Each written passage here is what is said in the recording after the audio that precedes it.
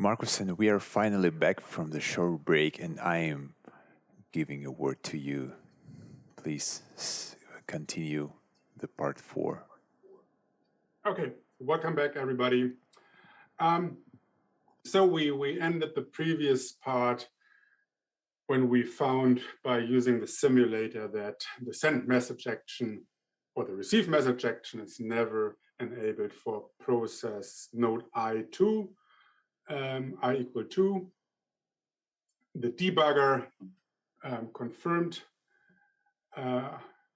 this observation, and as Andre said earlier in the first part of today's workshop, this boils down to this choose expression here, right? So let's look at just as a quick reminder, the current state space was 17,000 states, distinct states. Let's now rewrite this with the correct receive, which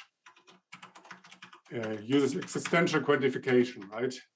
For some node in node, so that we non-deterministically send a message to all other nodes.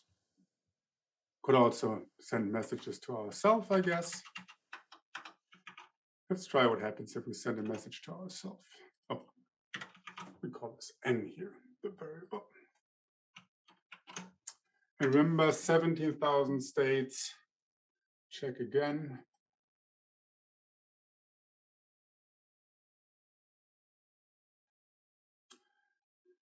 So after 3 seconds, we are already at 17,000 states, but it hasn't stopped yet. It's checking some liveness properties. Liveness checking happens periodically whenever the graph has grown a certain degree.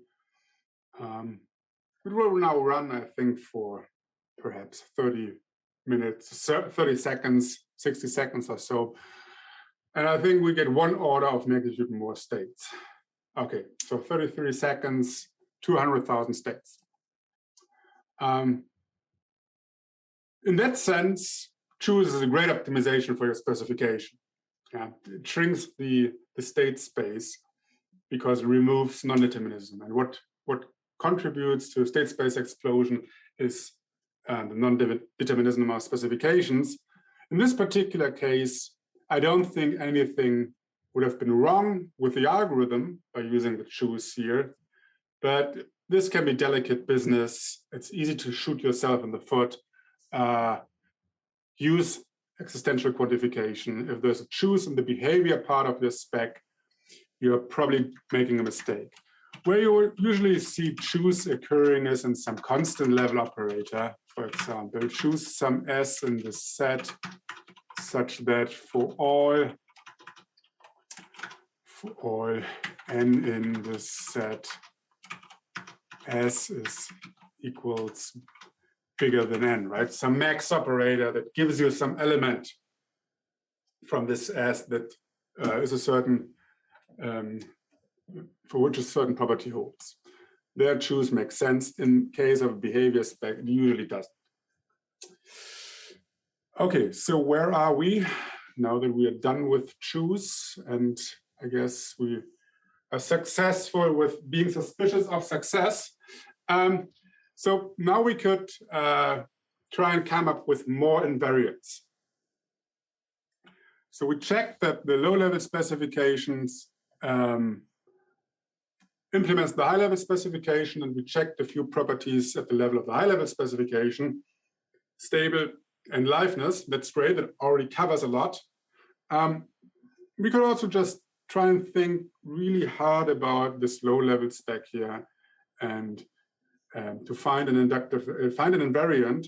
Fortunately, Dijkstra and Safra, they gave us a number of properties in the paper that we can use as invariants. So I translated the rules of the paper, rule 0 and so on, into prose, but it also gives a P0 here, B equals some sum, and it gives some P1 here for P1 for all I and so. They are either passive, and the sum of this and that equals Q. By the way, here we see the at again, the logical and, right? Logical and, not the symbol ampersand, ampersand. And it builds up an invariant for us, the whole paper. And at the end, I think it concludes at this P0 and P1 or P2 or P3 or P4. And once again, I translated those into prose. And where is it? Here we are.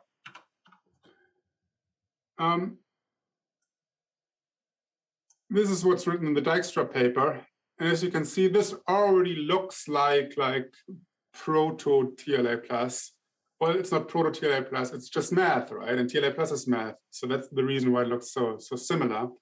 And this is especially if you take scientific papers and want to write TLA plus spec for it, sometimes it's just almost verbatim copying the formulas from the paper into your spec. Give you another example where this applied is, I once wrote a spec for async game of life, so Conway's game of life, an asynchronous version of it, defined or developed in some research paper, took the formulas and almost copy pasted them into TLA plus, and it worked. That was great. Okay, back to EWD 998. This is this invariant that Safra gives us. The sum of this counter should be equal to some B. We'll soon see what this B is. All the nodes, I think, that have seen the token, that have voted in this token round are passive, and the sum of the nodes that have not voted yet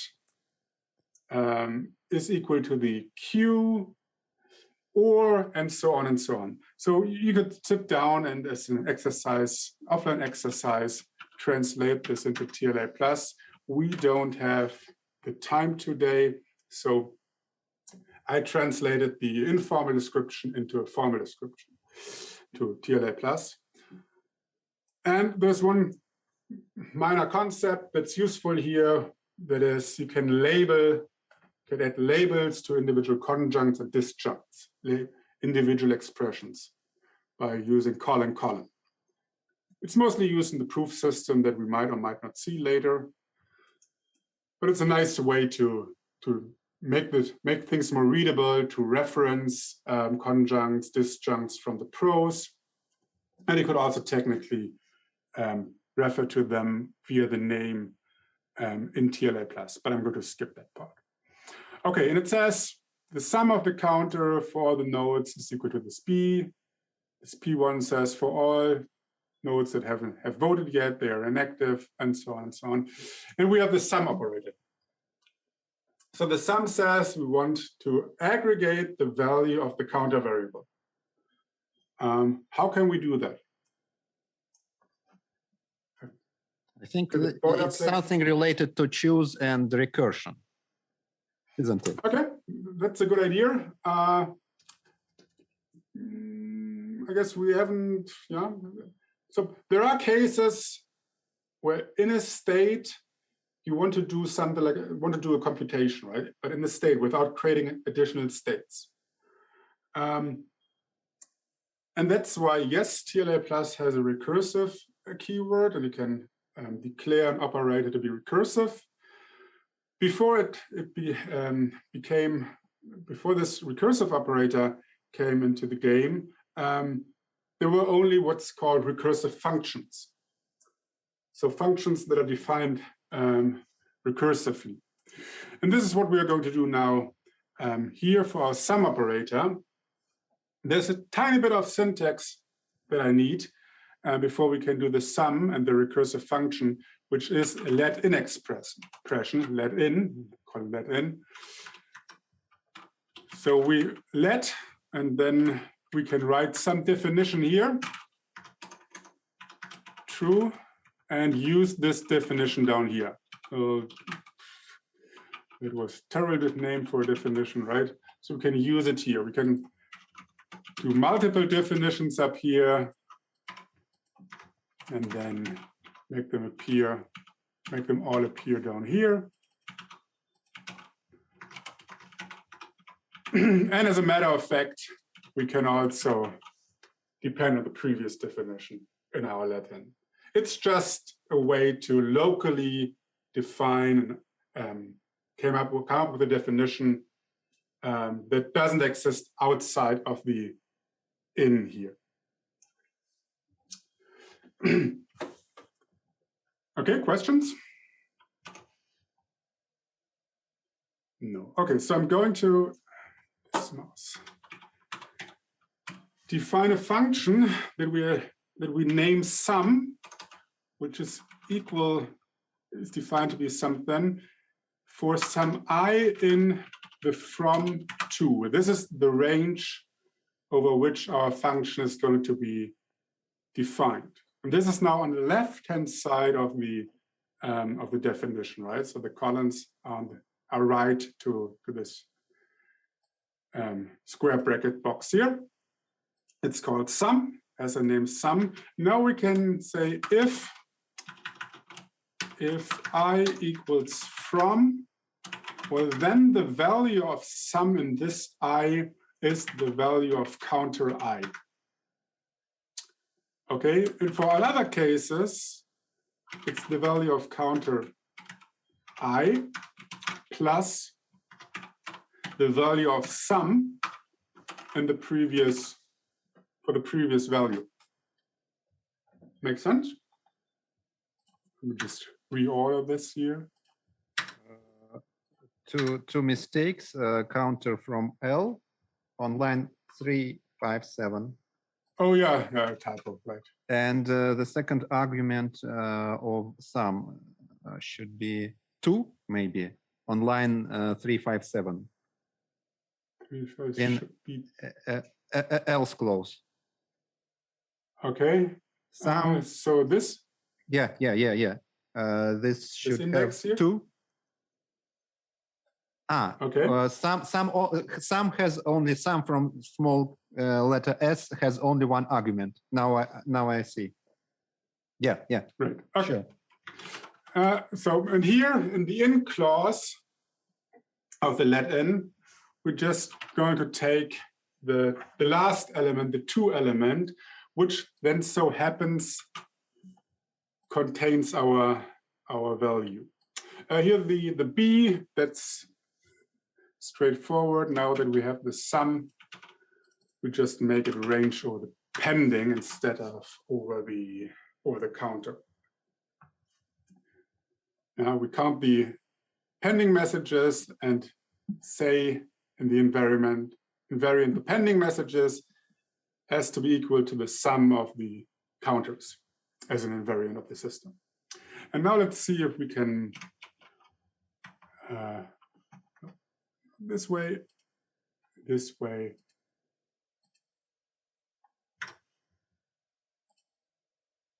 can step through the evaluation.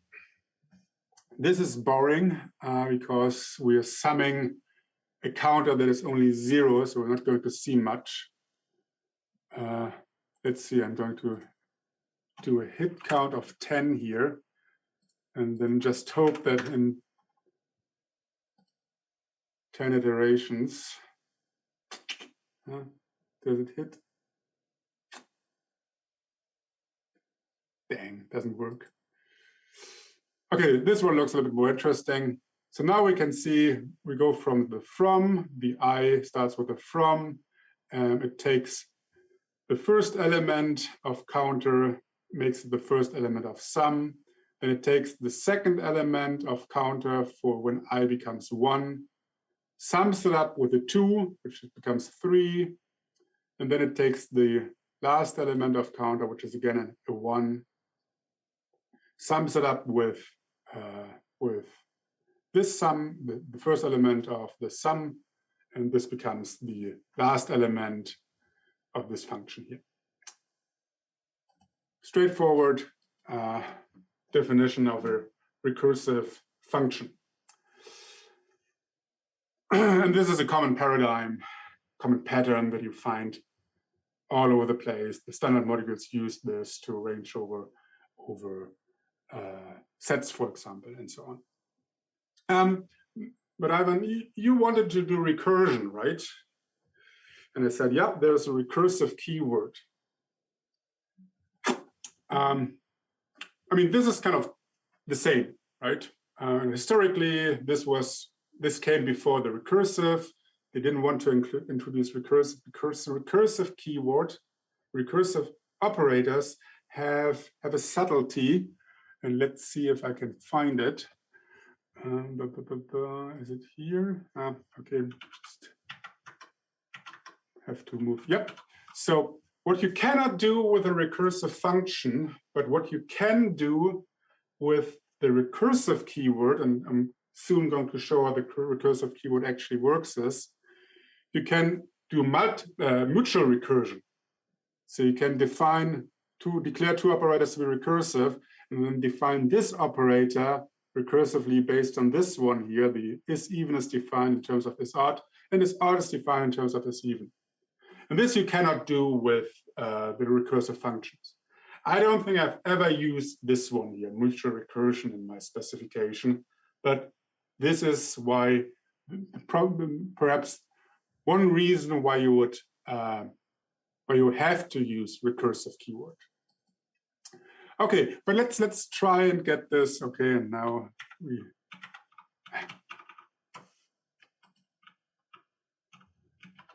go one step back and do the recursive version. It's you do the recursive version. I'm still too far ahead for you to do it. Oh, I'm not going forward. Backward, I'm going forward. Okay, so who wants to spell out the recursive version of sum? Isn't it already recursive? Yeah, I see. It's not, because we have sum from small letter. Okay. Maybe I'll try. Okay, sum from fun. What is fun here? It's the same signature again, right? The same parameters. So some function from some element that's base index, if you will, and this is up to. Okay, I think it should be if, and if from equals to, then it's the corner case. Equals to, not in previous it's when start equals end. Yeah, TO. Yeah. It's TO. Oh, right. That's the key case. Then actually the sum is fun from. Fun of from. The value of fun. Yeah, it is. Else, it's sum. No, it's sum. Here we need to check sum from fun. Still, yes, passing fun as the first parameter from +1 and 2. Exactly, and then we probably also want to. Yeah. Of course. Okay, so now we get this unknown operator warning here. Mm-hmm. So we need to put recursive keyword. Right. So we put recursive, declare this thing, and something you haven't seen yet. So I don't give the parameter of sum a name. It's an unnamed parameter. I'm just declaring that there's an operator sum of arity 1 that takes one parameter. And I guess definition has that it's recursive. Oh, in this case, it has 3. Obviously to be 3, right? Has to be 3. Okay, so now we have a recursive version of this sum. And let's see if this now checks out. Another process is currently running. That's not running. Oh, it's the debugger that's running. Makes sense. Check model with TLC. Takes a while. Checking liveness. I think it eventually will say, okay, that's fine. That worked. Get yourself a spec, and you verify this very intricate invariant that Dijkstra gave us. And finding this invariant here, and this happens to be almost an inductive invariant, is the hard part that requires deep thinking, deep understanding of why the algorithm works, as I alluded to a couple of times now. Okay, so these are recursive functions and recursion in TLA+. There is now a third way to do this, which is perhaps popular in functional programming, to do a fold over some set of elements or list of elements, and then you give a base element and so on. And we could probably sit down, and I think I said this earlier, that usually you do define things ad hoc in place, right, on the fly, and do the fold here. But it turns out that some things are really fundamental, so they should be kept in the standard modules, and the standard modules get extended into what's called the community modules. So on GitHub, we have a repository with a number of modules that have commonly useful operators. So here we have a functions.tla file with operators that you frequently use when you deal with functions. Here, the range operator. Before we created this community modules repository, I think I've typed this 100 times or so. Now it exists in the community modules. In inverse, in is injective, injections, surjections, bijections, and so on, and also a fold function and a fold function on a set. Okay, I guess we want to use this one here later for our purposes of our spec. Let's just remember it, but let's keep browsing the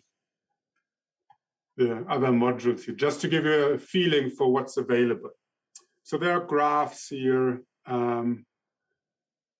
useful operations on graphs, cycles and stuff like that, right? Graph properties, relations, extended operators for the sequences, so finite set extension, bitwise operator, and see it even has an ampersand operator for TLA+. So this is bitwise and defined in TLA+ as infix operator. So you can also do infix operators if you want to.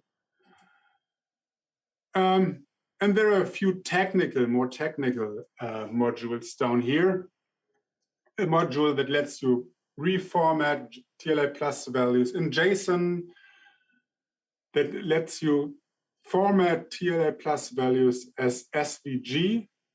And as a matter of fact, this animation we looked at initially when this workshop started, that was made with TLA+.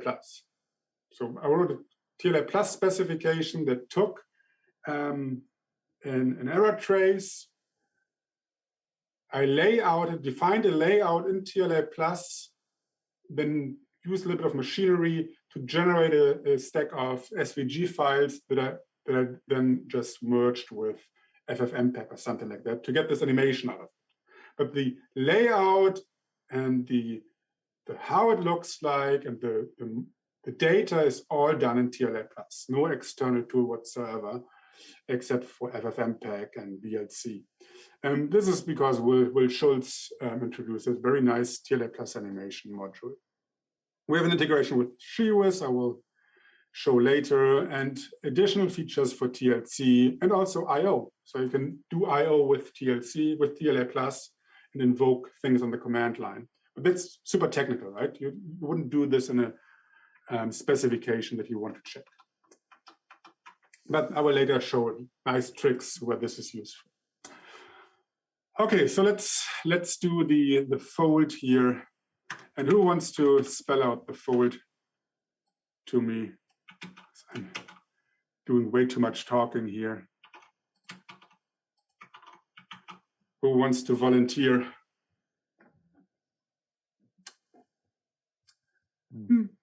Maybe Alexei?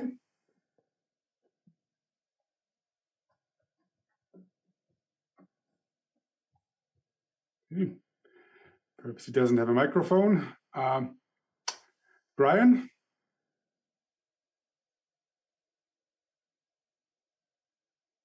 Okay, then Paulo, you go ahead.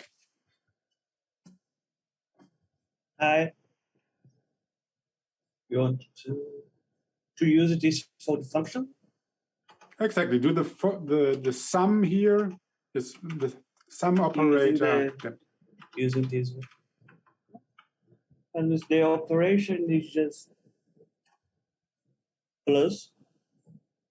Okay, that's plus. Plus operator. So I guess we need an operator here, a sum operator that takes an A and B and does A plus B, right? Mm. So we stick this operator in here. And yeah, the base is just the initial thing, I guess, 0. Exactly, the 0, and then indices, yeah, from 2. Yeah, just the set, right? Fold on function set. So this should be it, except that we haven't imported the functions module where this is defined. And one trick to import a module without going to the extent is to use the instance again. Excuse me. And now we've taken care of all the parser errors. And I think this will work. The plus operator is a it's not a 2-argument function. It's just work within fix the plus operator. Oh, it is. It's here the lowercase sum. Yeah. It's a 2-argument. Yeah, we cannot use the plus operator right, directly because they accept a lot of arguments. Oh, so you mean just yeah. So yeah, that would also work. There's a third way. Just so you know, there are also lambdas in TLA plus, so you can also do A plus B here.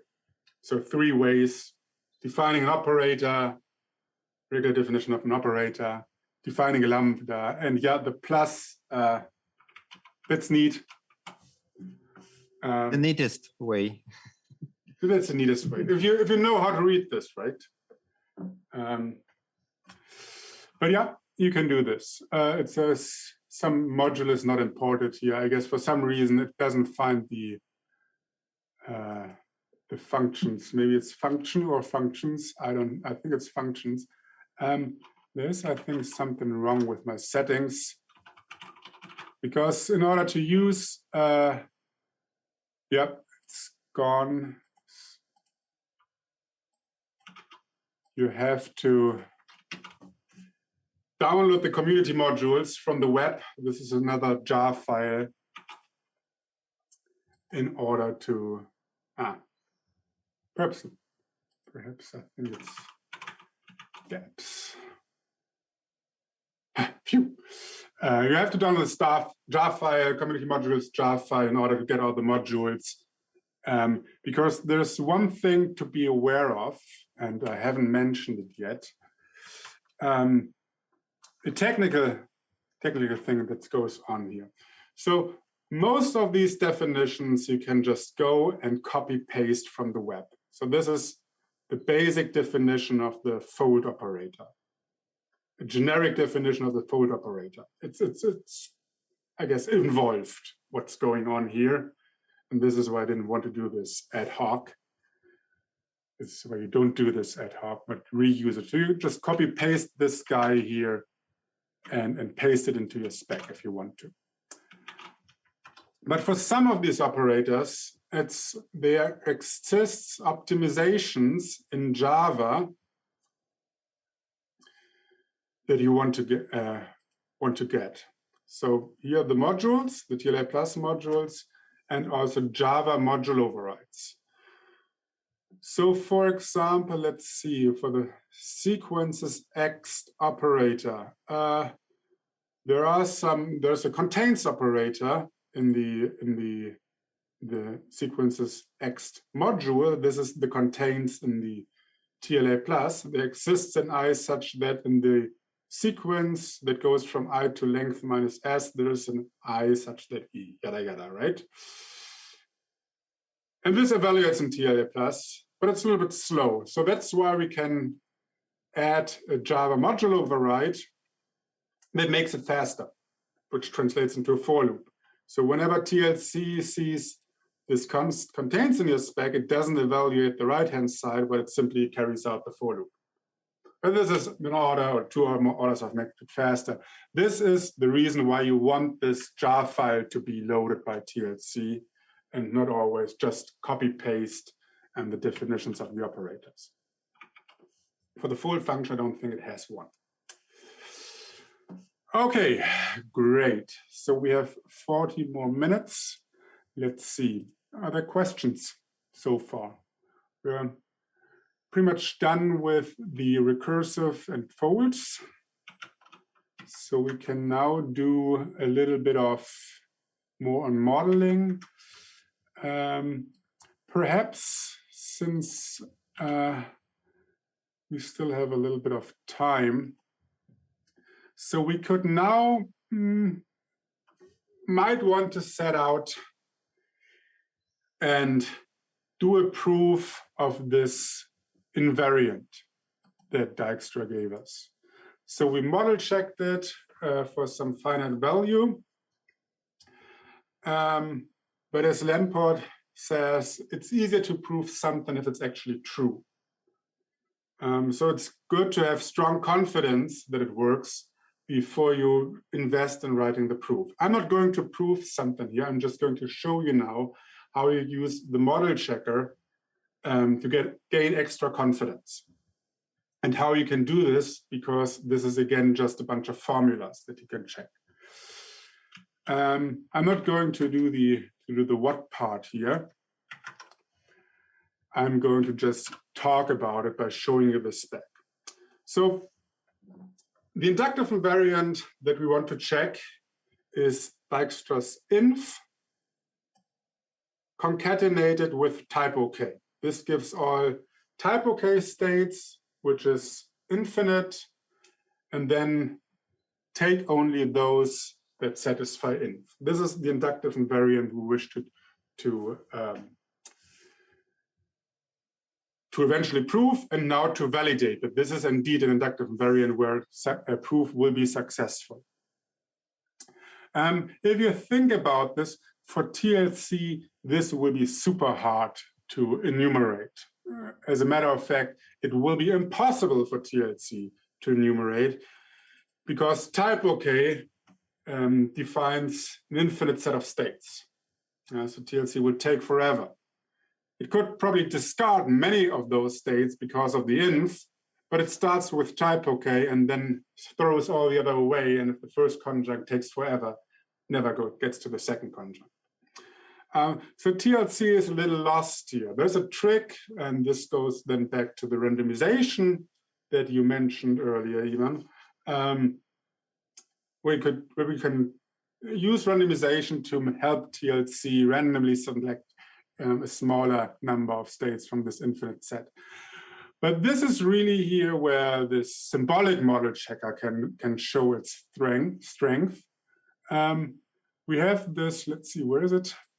This specification here, this APEWD998 specification, it instantiates, and we know what this means now, it instantiates the EWD998 and happens to really declare the constant n and the constant variables, which also means why there's no width here, or it doesn't have to be a width here in the instantiation. one thing that the symbolic model checker requires are type annotations. For TLC, I said, or for TLA plus, there are no types. TLC has this type OK. TLabs also uses type OK. For Apalache, for the symbolic model checker, they decided to go with type annotations. So in a comment, we write that this n here has the type int. Well, in the other specifications, it was not, but there is no not in for these types here. This active is a function from int to bool. This pending is a function from int to int, and so on. Colors into string. They also have aliases and so on that you can do. But you have to type your specification, otherwise you will get a type error from the tool. And then the thing we really want to check here is, with Apalache, that I'm going to check is the invariant. Inf, for technical reason, has to be inf A. And also make the invariant the initial state predicate. What used to be init or MC init now becomes IInf, the inductive invariant. And then we take just one step. So we start with all the possible states and then check to do one next state, not one next step. And this is for TLC completely unfeasible. But for Apalache, assuming everything is wired up correctly, it can do this. Bunch of warnings. Some things don't work. But it took it 9 seconds for this infinite set of states to check whether or not IInf is an inductive invariant. There's still a fixed number of nodes here. So I think this is still 3. So we can perhaps go up to 30 now. And let's see, it probably takes a little longer than 9 seconds.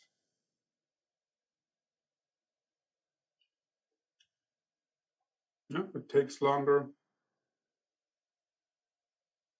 I have no idea how long it takes. It gets slower, so it's not completely independent of the size. There's still state space explosion going on, as you see, but not in the terms of pending messages. This pending messages, the counters in the specification, they get handled symbolically. So this is pretty useful in certain cases. And this also shows that you can do, for example, stuff like Byzantine failure, where you start with all the type correct states, where the messages are all where the initial states are all the type correct messages that the adversary can send. Okay. Does Apalache use the constraint keyword in configuration? Oh. So internally, Apalache uses an SMT solver, Z3. Could use other SMT solvers. So yeah, it's built on top of a very powerful tool, Z3. If Z3 works, if it works for the if the translation of the TLA plus spec into SMT constraints works well, then it's great. If not, then it can also be super slow. Usually, this works well with fewer constraints. And it just so happens that if you have, for example, Byzantine failure, and all your initial states are just the type OK states, this translates into fewer constraints than saying, oh, I have a particular set of initial states, because the predicate with which you define all states is simpler to express symbolically than to select some particular states. I don't know if Apalache is done. No, it's not done. So 30 also takes a while. It's not the silver bullet. It's really not that this, I don't see it replacing TLC soon. And I can give you an example, perhaps. Increment, decrement. So I have this toy specification here. It's a variable that is initially 0, and then there's an increment action and a decrement action. And you can either do an increment or decrement. Okay, and I have to copy paste the command here. Apalache checks this in. Checker has found an error. I think it's randomization here.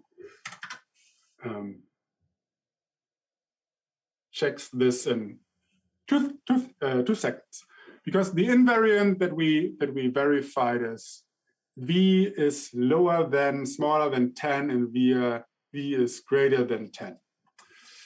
And TLC, I think, also will just take incdec. I guess the configuration file, right? I remember what's going on. Incdec TLC. So TLC also takes a second. So let's change the specification slightly and make this 1000 here, the invariant. TLC takes a second. Okay, let's use Apalache.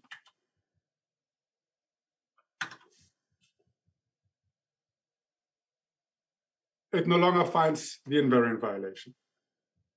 Why is that? Because this is bounded model checking, and I have to give it a bound. The default length of the bound is 10. So it only does 10 steps, 10 actions. The maximum length of the behavior is 10. So, okay, that's fine. Let's do 1,000 steps then, unrolling of 1,000.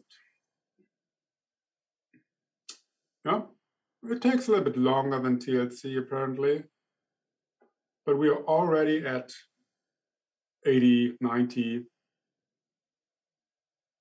100 soonish. Okay, I think you see what's happening. It gets slower and slower and slower, and we are only at level 100, right? So it seems that the runtime increases exponentially for longer traces. So that's a bummer. Long traces apparently don't work well with the symbolic model checker. Perhaps there's some kind of improvement that will happen soon. There's definitely a trick to make sure that this invariant violation gets found with Apalache in no time, by just saying the set of initial states are all states. Yeah, then we get an error trace in 2 seconds, and TLC now is dead in the water. Okay, the nut here is not enumerable. Can't handle nut. Now I could do the trick with TLC and draw a random subset from the naturals. That's sometimes useful. But this is not what I want to get at. What I want to get at is that I think this is not what I want to see. This trick with, where's the file? The counterexample. They do counterexample JSON. So here we get the counterexample. It's rather technical. What's the name of the file again? 1 sec. MC out. So it should be this. Oh yeah. Okay. So the counterexample that we get is there's an initial state that violates the invariant, which is state 1000. Okay. So we've reduced the counterexample that we used to get from the other model checker to essentially was just a yes or no answer. You don't get a counterexample anymore if you make all the initial states, all the states the initial state, then the behaviors are just 1 step long.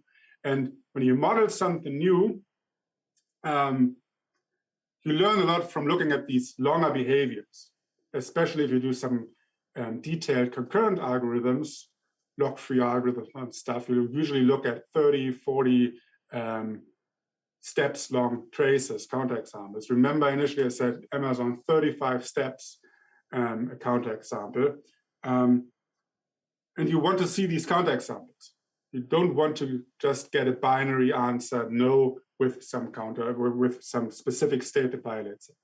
So the model checkers, as it is right now, as it is today, they supplement each other. One is better in certain area, the other is better in some other area. You have to be familiar with what they can do. The development still continues and goes on, but you really need to know how they work.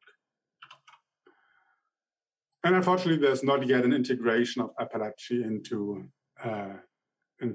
the VS Code extension. So you have to use it on the command line. And there are a few pitfalls here. They have written a manual, a pretty good manual that helps you rewrite your specification to the subset of TLA plus that they handle so far.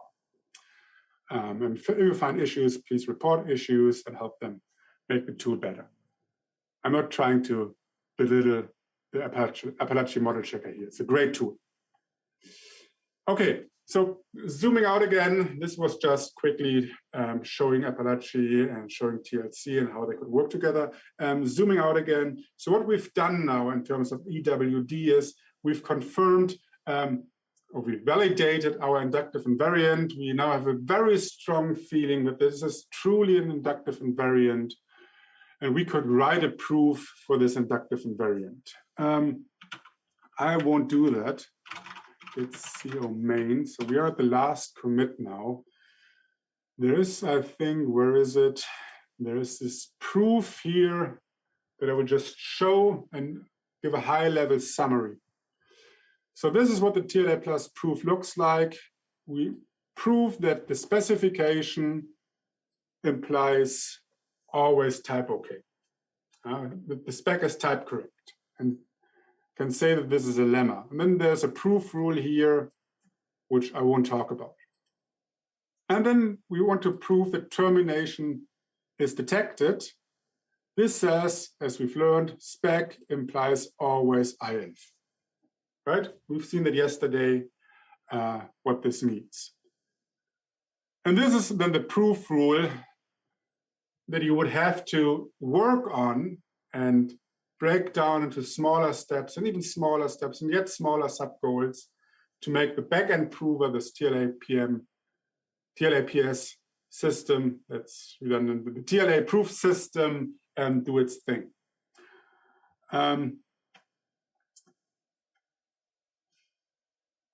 Have fun and write the proof. I don't think that anybody has written a TLA-PS proof for EWD 998. So if you do it, please blog about it, please write about it.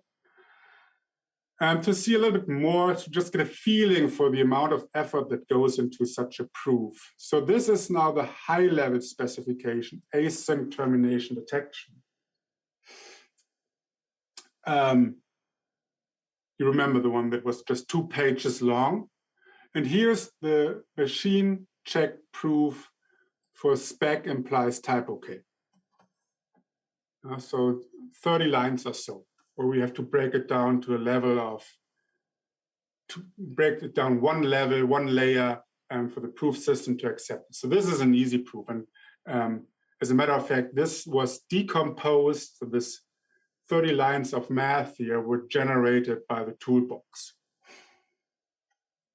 Here's a safety part of the proof that says spec implies always safe. For safe being termination attack that implies terminated. It's again approximately 30 lines or so. And if we combine safety, a theorem safety, and the theorem type OK, we can even prove stability. That spec implies stable, with again some proof. This proof was written by Stefan Merz. That's not my work. But this is approximately what you would have to do to prove this correct for an easy, trivial toy specification. So it's a lot of work. It's very powerful, but it's also a lot of work. It's a huge investment. Okay, questions so far? If not, let me show you something else. So we're pretty much at the end of the course, and I've shown you everything I wanted you to see in terms of TLA+. Clearly, this was too much to digest in total 5 hours. this was way too much. I could have gone for a lot less, showed you one or two toy specifications, increment the counter, decrement the counter, prove a trivial property about it, or check a trivial property about it. I wanted you to see the parts, how they fit together, and I hope I've accomplished it. Now, your task is to go and retrace my steps offline and use the material, the Git repository, to really learn TLA+, to rock TLA+. I think the material makes every beginner mistake there is. It forces you to make every beginner mistake, so you really see what's going on. And hopefully you also really understand what happens with all the syntactic sugar and what this, for example, WF subvars next translates into, where this comes from. This is not something God-given. This is something that's built from some other primitives. But again, you would have to internalize this and practice. I would say perhaps 1 week, 2 weeks of intensive, of spending some quality time on it. I checked last night, there's Lamport's video course that consists of 11 videos, I believe, on YouTube. You find it on YouTube, on his page, where he also introduces TLA+, not with a single problem, but with multiple problems, two-phase commit, A-B protocol, and so on. If you prefer to do that, it's a great course. The running time of the videos is in total, I think, 220 minutes or so. But people, if they self-study with the material, it takes them probably 2 weeks or so to go through the full material. And since Lamport and I pretty much cover the same TLA+, the same subset of TLA+, I would also say that this material I've shown you today takes approximately 2 weeks to go through. And that shouldn't discourage you, right? Afterwards, you will be a TLA+ expert. I lean more on the tools. I show more about the tools than perhaps Lamport does in his work. Okay. Once you're done with the TLA+ learning and you're a TLA+ expert user and you really want to write your own specifications, here are a few things that we might want to look at if you want to model something. For example, let's switch back to the IDE and let's open a different variant of EWD 998, because it also, the version that we looked at is just a decomposed variant of a spec that is part of the GitHub repositories, the example repositories, the TLA+ example repository, right? So this spec here in front of us is almost the same spec, perhaps except for different line numbers and a different symbol here and there. But in terms of modeling, we can argue, okay, so now we abstracted message sending and receiving as a counter. Does this feel as a good enough representation of the real world implementation? Perhaps that's not good enough for us. What about, for example, reordering and duplicates and so on? How would we possibly model this? Well, for this specification, there is an EWD 998 Chen specification that refines the EWD 998 specification. Here, so it happens that we have the refinement mapping, and once again, you can now all at least read this. So we refine the token by declaring the token, and the pending is some inboxes here of some nodes. Because what this spec here changes is it no longer has this record token as a variable, but it really has a variable inbox that represents one inbox per node. Here in the type, okay, you see it. Inbox is a function in this set of functions here. And the set of functions is a mapping from node to all possible permutation of some messages of infinite length.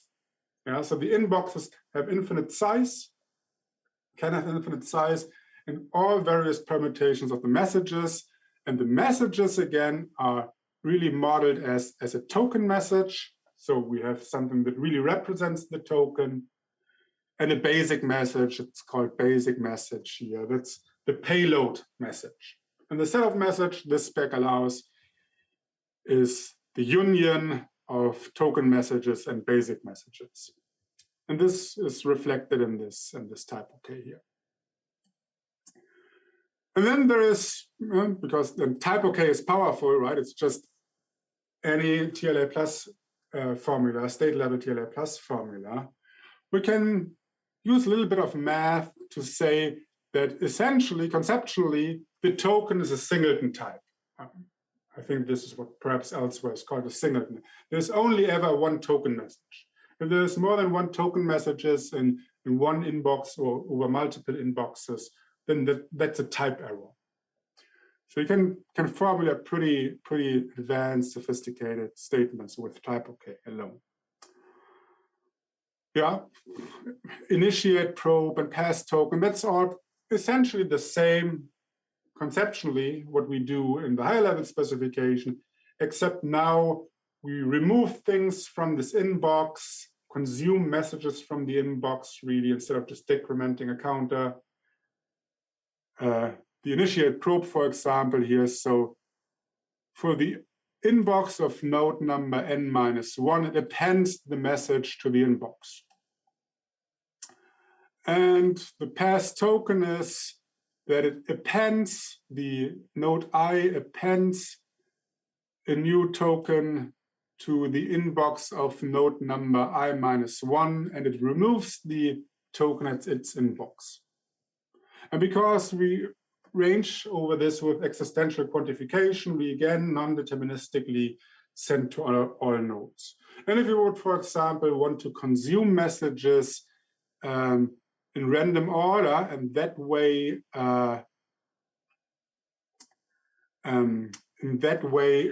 model message reordering, you would once again just use non-determinism. You just pick the payload, non-deterministically pick a payload message from the inbox, and that means you might pick one that arrived after another message. At least you check that it arrived after the other message. So this, for example, is how you could model something that once again resembles more what's going on in the actual implementation. And then there's another example here that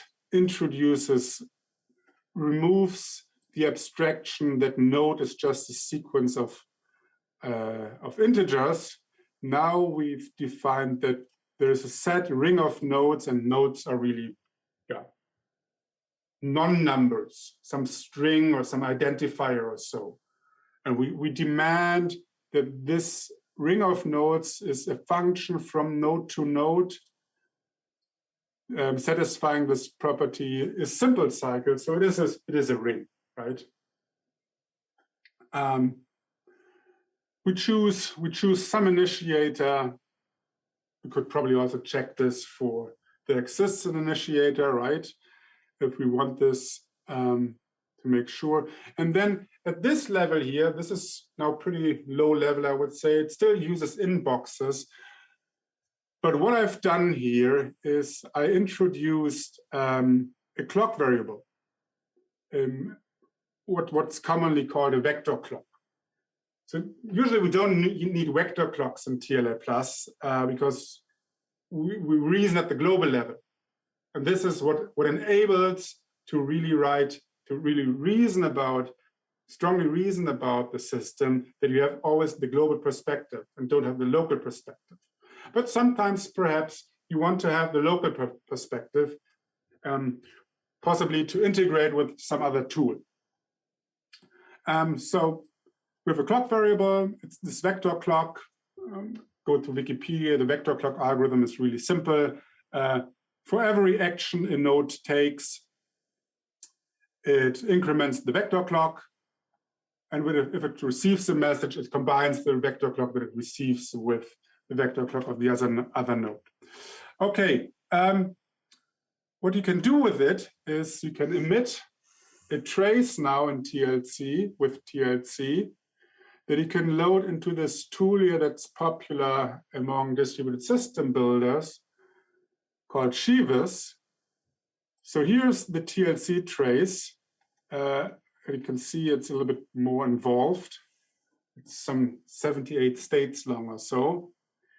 Here resurfaces the clock that I just talked about, formatted as JSON, because this is what the Shivas tool wants.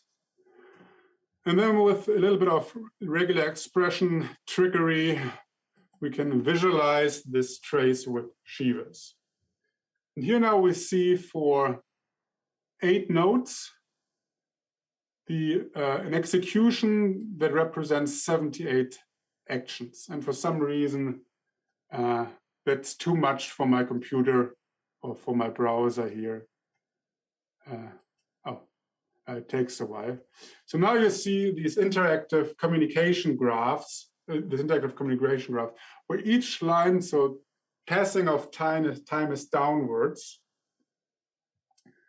A circle indicates an event at this node, and the line indicates a message being sent from this node number 6 to this node number 4. And you can also see what goes on at this node here. You can see what goes on at this node up here. These are even the global variables, right? You would have to look for N6 in this output here. It's true. And you can see how they reactivate each other. And at the end, they all arrive at a state where they finally pass the token and they are all inactive. So this is one execution of the system, of our specification, with this additional vector clock to make it look nice in Shivas. That would help you to really understand and grok what's going on here. You can also do this for almost an order of magnitude more states. This looks now, I guess, like a real execution of an implementation. I don't think I would be able to make sense of this. This is at the limit of what humans can comprehend, I guess. But it's possible, right?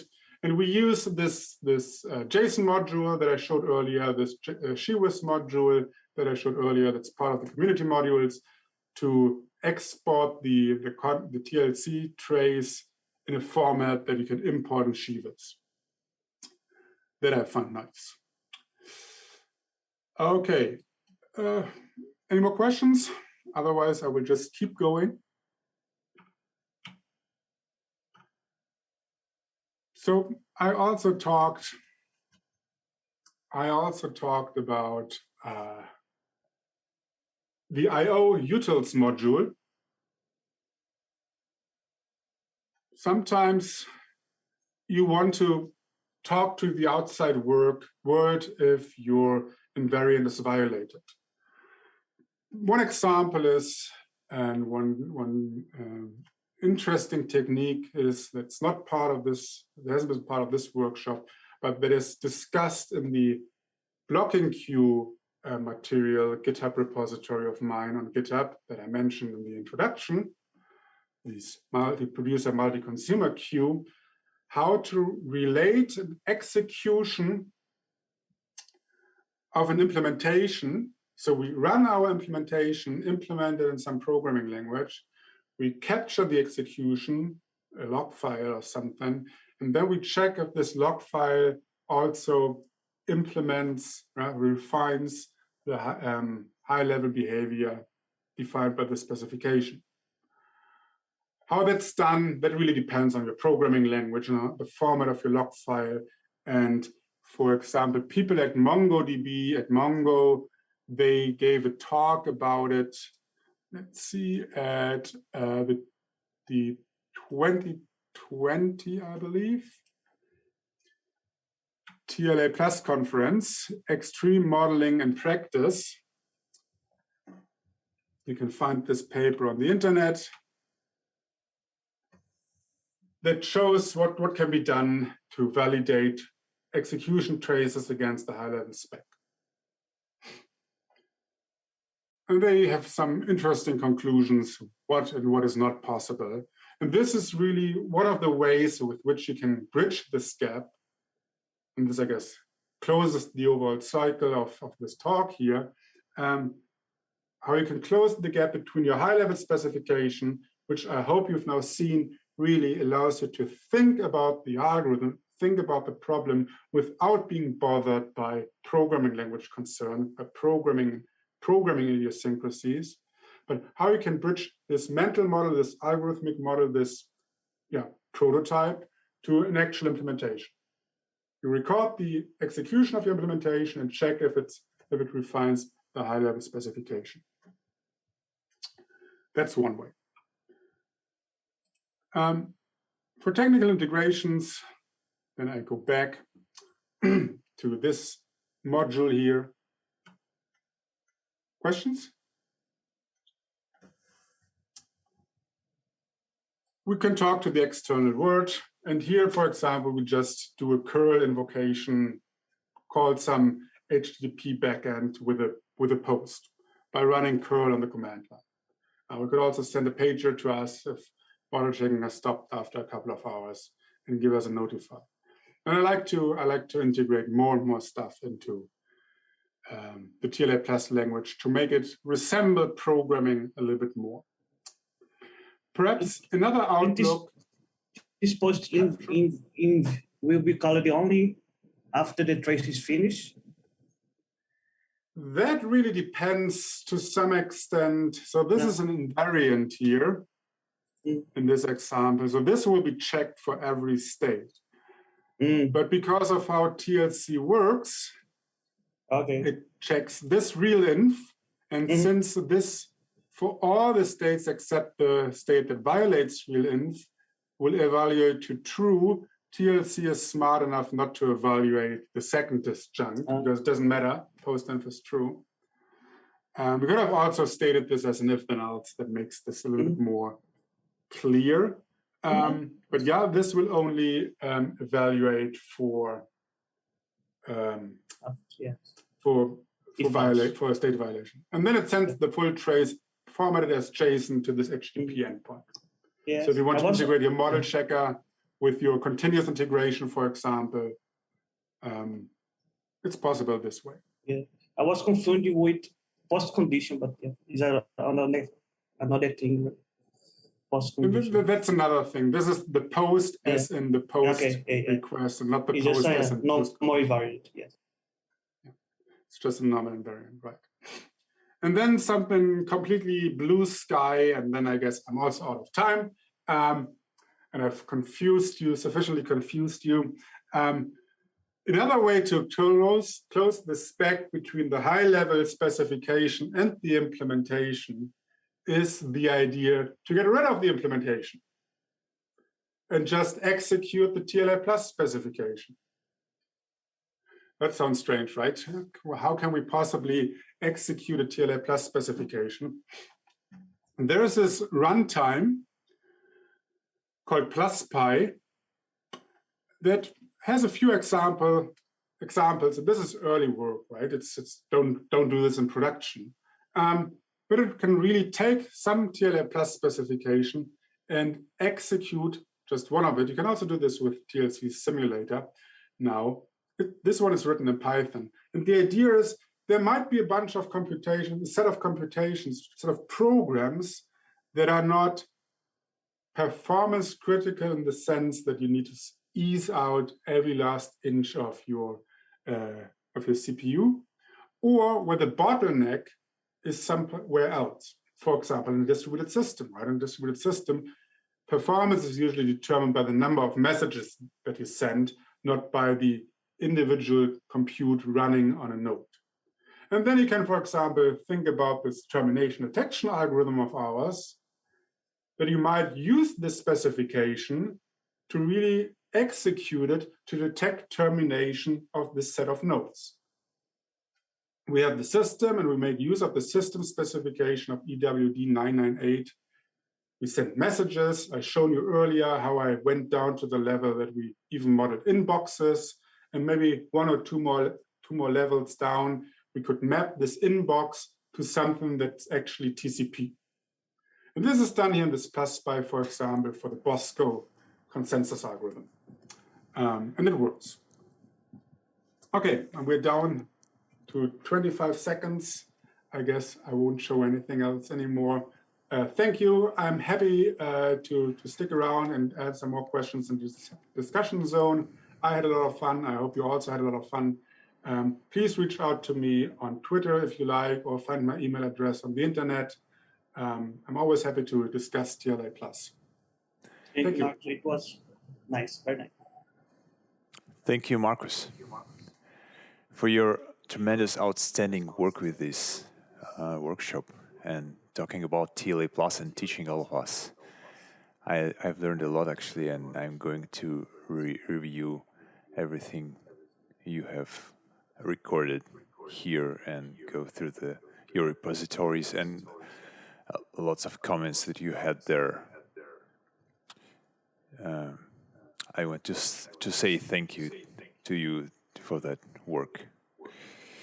And yeah, I hope I will see you next time. Gladly. Yeah, you may continue chatting with guys in Zoom if you want. And I'm saying goodbye to you.